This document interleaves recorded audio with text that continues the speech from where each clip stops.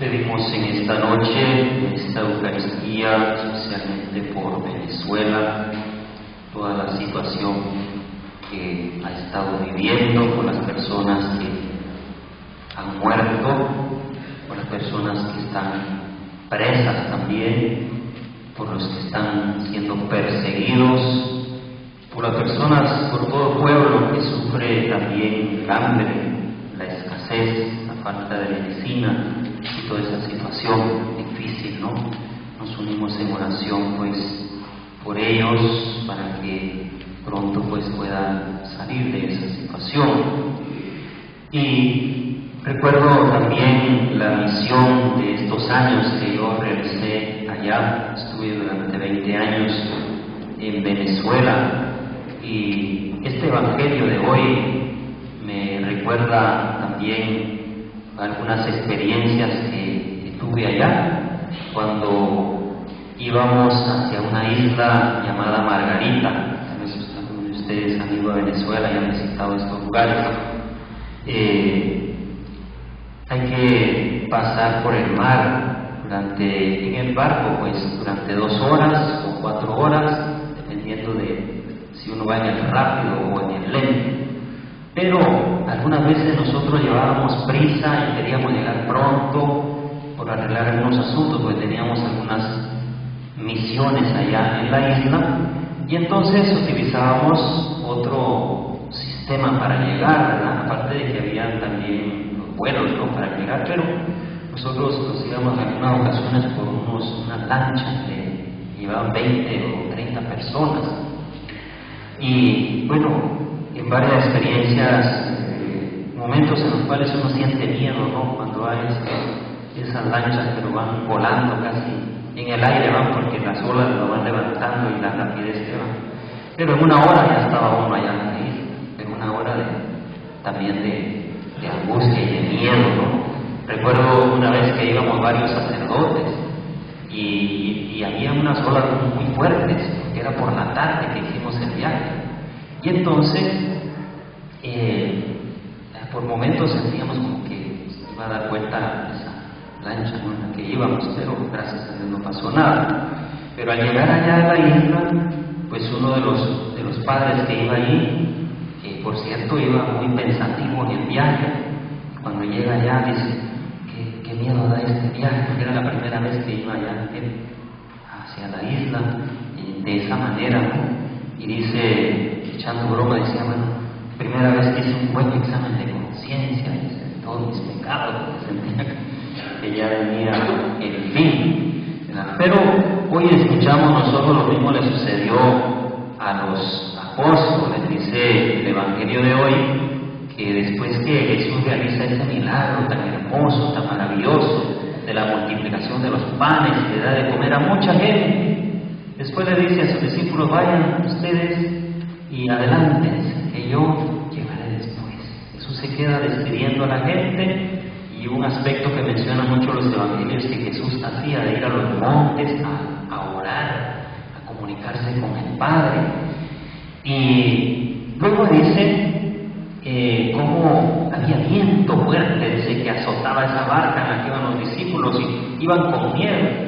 Y de repente ven, para ajustarle cuentas, como se dice, que va caminando alguien sobre el agua y se aproxima hacia ellos.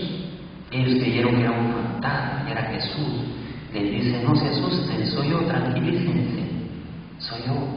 Y Pedro todavía, como siempre, ¿verdad?, toma la iniciativa de los apóstoles y le dice: si eres tú, mándame ir a ti. El Señor le dice: ven. Y nos dice el Evangelio que él se baja de la barca y comienza a caminar en el agua.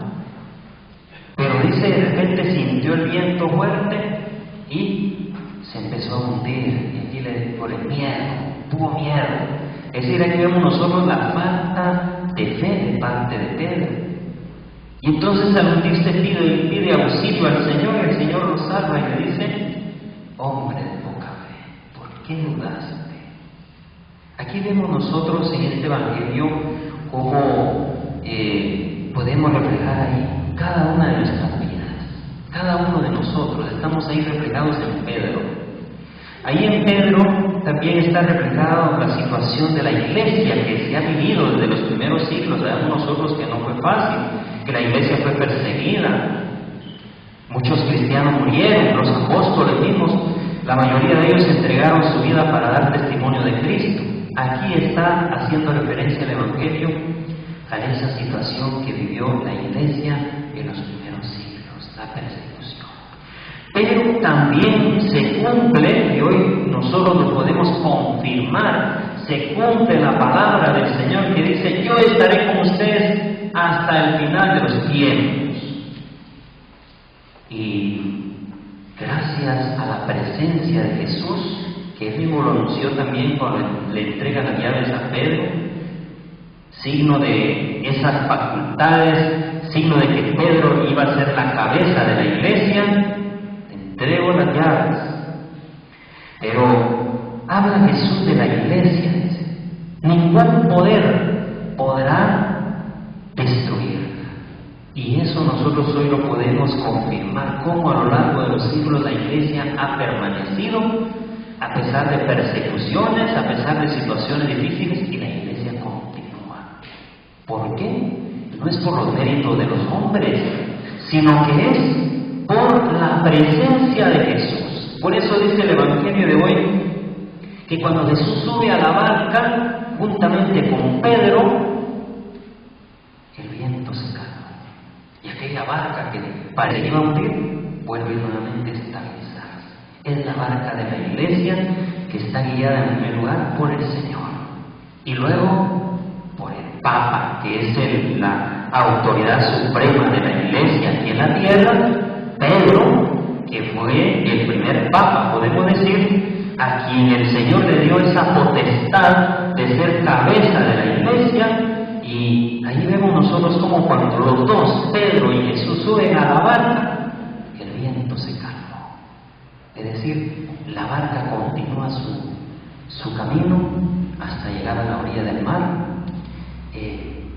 con normalidad.